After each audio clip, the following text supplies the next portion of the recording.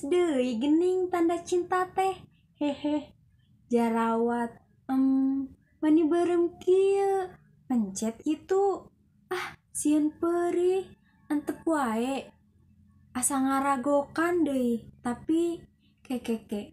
Asa jadi nyari. Keun urang ingkeun nepi ka asakna. Jiga tanda cinta kuring nu ayeuna keur mimiti ngacambah.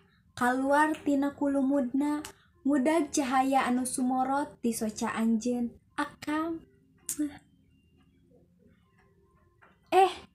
Nya bener. Jadi panyari gening.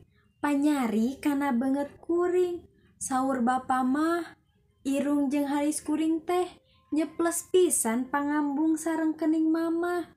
Ari gado ngalaka enin nini kuring. Naon deui nya? Nu jiga mamah teh. Oh nya, biwir jeung buuk. Jiga kembar cenah kuring teh jeung mamah teh. Tah, palebah awak jiga ngalaka bapa. Malah lebah lempang mah cekik pisan pada ngagareblay.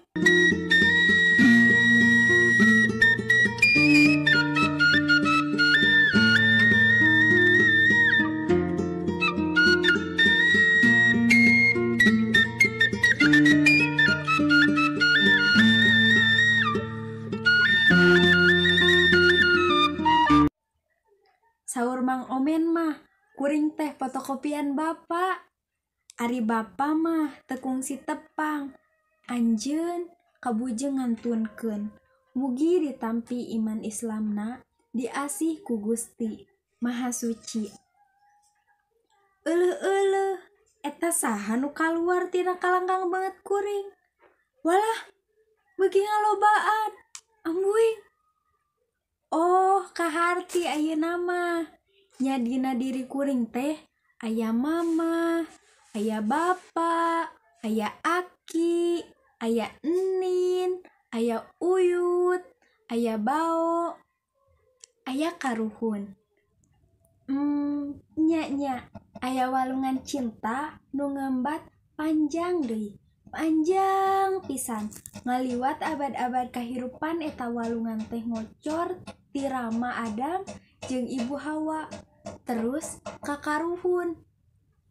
Ka nini aki, ka indung bapa teras ngamuara dina diri kuring.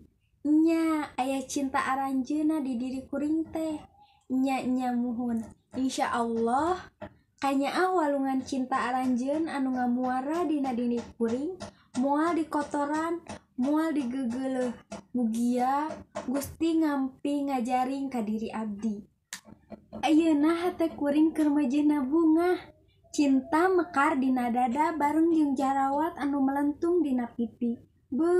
Gerang ngarandakah cinta nu ngamuara dina diri kuring. Keun siga ngamalir terus ka anak ka incu, buyut, bao, terus nepi ka turunan anu pangjauhna. Pancen kuring bajoang sakuat tanaga sangkan eta kasucian wahangan cinta teh ngamalir nepi ka samudra rahmat pangeran. Insya Allah. Jarawat beuki asak. Ieu hate beuki nyanyautan. Akang, ari ayeuna akang nuju di mana?